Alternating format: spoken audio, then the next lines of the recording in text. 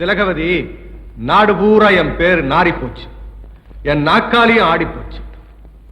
அதை காப்பாத்திக்க ஒரே வழி, நான் உன்னை கெடுக்க முயற்சி பண்ணலன்னு நீ பத்திரிகையில் அறிக்கை கொடுக்கணும். அப்படி கொடுக்கலன்னு வச்சுக்கோ, உனக்காக உண்ணாவிரதம் இருந்தானே போஸ், அவன் இப்ப ஆஸ்பத்திரியில் இருக்கான். எனக்கு வேண்டிய டாக்டர்ல வச்சு அவனுக்கு விஷ ஊசி போட்டு கொலை பண்ணிடுவேன். எனக்கு வேண்டிய போலீஸ் அதிகாரிகளை வச்சு பட்டினி கிடந்து செத்துட்டான்னு ஜனங்களை நம்ப வச்சிருவேன். அவன் உயிரோட இருக்கணுமா வேண்டாமாங்கிறத நீயே முடிவு பண்ணிக்க. ஜனங்களுக்கு நல்லது பண்ணணும்னு நினைக்கிற ஒரு சக்தி எப்பவாவது உருவாகும். அதுக்கு கடவுளோட அனுகிரகமும் இருக்கும். அந்த சக்தி இவர்தான்னு தெரிஞ்சுக்கிட்டேன். அதனாலதான் இவர் உயிரோட இருக்கணும்னு ஆசைப்பட்டேன்.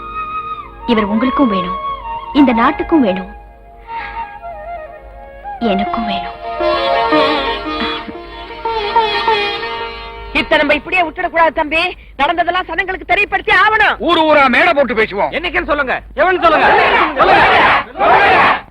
ஆகஸ்ட் 15.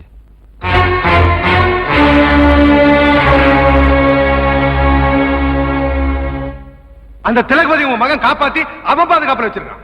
ஆகஸ்ட் 15ஆம் தேதி கோட்டைக்கு பேரணி நடத்த போறானா. ஆட்சியை கலைக்க சொல்லி கவர்னர்ட்ட மனு கொடுக்க போறானா. ஊரா மேடை போட்டு அந்த திலகவதியை பேச வைக்க போறானா. உடையாருக்கு மகன் முக்கியமா நமக்கு ஆட்சி முக்கியமான்னு முடிவு பண்ணி ஆகணும். நாம என்ன முடிவு பண்றது? அதை உடையாரே முடிவு பண்ணட்டும். அவர் என்ன முடிவு பண்றது? ஆட்சி பிடிக்க பாடுபட்டது ஒரு நாளா 2 நாளா? பலி கொடுத்தது ஒரு ஆளா 2 ஆளா? உயிரை கொடுத்து பிடிச்ச இந்த ஆட்சியை உங்க மக கவுக்க நினைக்கிறத நாங்க அனுமதிக்க முடியாது. அதுவும் இப்ப கர்ப்பத்தை கலைக்கிற மாதிரி ஆட்சி ஈஸியா கலைச்சிடறாங்க. சுலபமா பெத்துக்கலாம், ஆட்சியை சுலபமா பிடிக்க முடியுமா?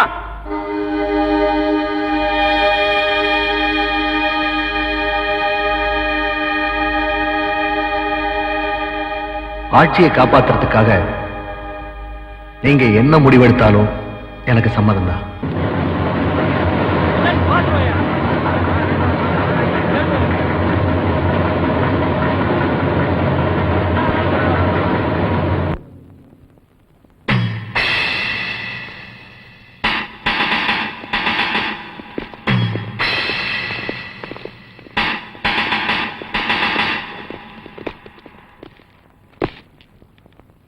கவர்னரை பார்க்கணும், மனு கொடுக்கணும். உள்ள போக உங்களுக்கு அனுமதி இல்ல. கொடுக்கிற மனுவை என்கிட்ட கொடுத்துட்டு போங்க. முடியாது. அப்போ நீங்க கவர்னரை பார்க்க முடியாது. பார்க்காம போகவும் முடியாது. இன்ஸ்பெக்டர், இன்னும் 5 நிமிஷத்துல இவங்க யாரும் இங்க இருக்க கூடாது.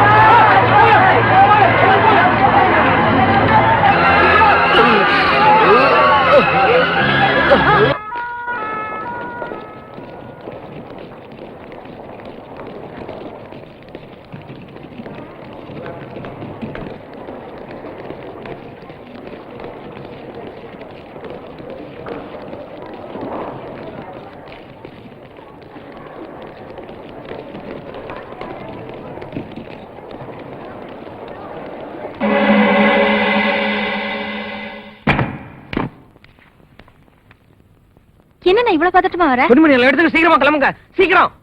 எதுக்குண்ணா? நாம எல்லாரும் பம்பாய்க்கு போறோம். உங்க எல்லாருக்கும் கல்யாணம் பண்ணி வைக்கிறேன். உங்களை நல்லா வாழ வைக்கிறேன். என்ன சொல்ற? இவ்வளவு பணம் ஏதுண்ணா? கொலை பண்ணதுக்காக கிடைச்ச பணம். நம்ம 4 பேர் நல்லா இருக்கணுங்கிறதுக்காக நாளே நல்லா இருக்கணும்னு நினைக்கிற ஒரு நல்லவனை கொண்டுட்டியாடா பாவி.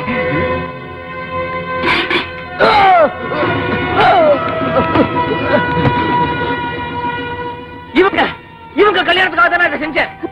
இந்த பணத்துல எங்க கழுத்துல தாலி கயிறு ஏறதை விட உன்னை கொலை பண்ணிட்டு தூக்க கயிறு ஏறதை நாங்க பெருமையா நினைக்கிறோம்டா. காலம்புறம் கண்ணியா இருந்தா கூட கவலைப்பட்டு இருக்க மாட்டோம்.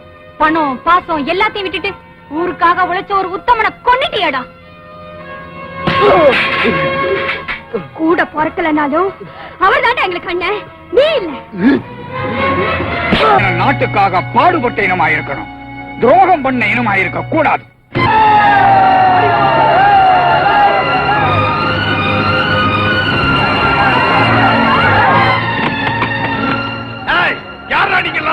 இது வரைக்கும் உங்க பேச்ச கேட்டு ஏமாந்த ஏழை ஜனங்க எங்களுக்காக உழைச்ச போச ஆளை வச்சு கொண்டீங்கல்ல, அதுக்கு பதில் சொல்ல வேண்டாம். உங்களை ஆட்சியில இருந்து இறக்க வர ஓய மாட்டான், அடிச்சே இறக்கும். அடிக்கிறா இவர் தாங்க முதலமைச்சர், இவர் அடிக்க, இவர் அடுத்த முதலமைச்சர், இவர் அடிக்க. நான் சாதாரண எம்எல்ஏங்க, என்ன அடிக்காதீங்க.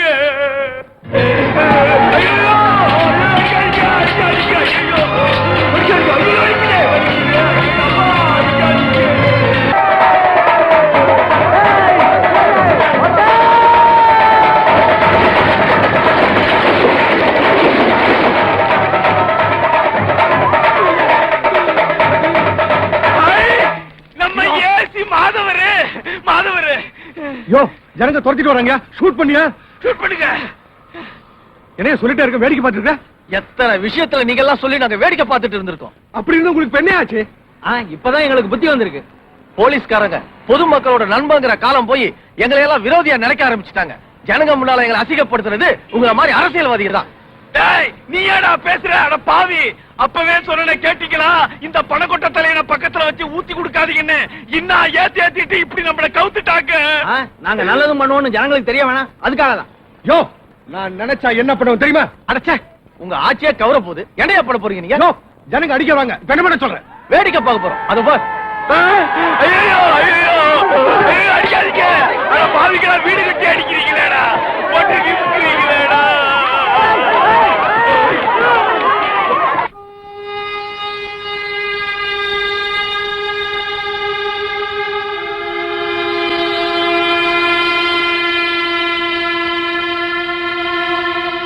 தம்பி, உங்களை பார்க்காம போக மாட்டேன்னு ஜனங்க காத்துட்டு இருக்காங்க. நீங்க வந்து உங்க முகத்தை மட்டும் காட்டிட்டு போயிருங்க.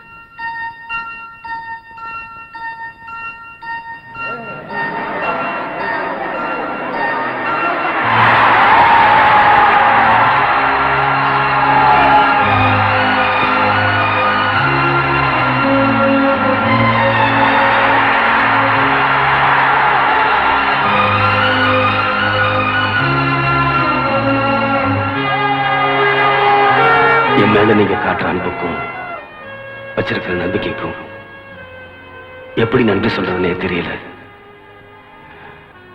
இந்த நேரத்துல என் அன்பான வேண்டுகோள் ஒண்ணு. இந்து, முஸ்லிம், கிறிஸ்டின் மதத்தால வேற வேறையா இருந்தாலும் மனத்தால ஒன்னா வாழ்ந்துகிட்டு இருக்கோம். அதை மாத்த நினைக்கிறாங்க. நீங்க மாறவும் கூடாது, ஏமாறவும் கூடாது. அதனால உங்களுக்குள்ளேயே ஒரு உறுதி எடுத்துக்குங்க. ஒற்றுமையில இந்தியனா இருக்கணும், உணர்வுல தமிழனா இருக்கணும், மொத்தத்துல மனுஷனா இருக்கணும். ஏழை ஜாதி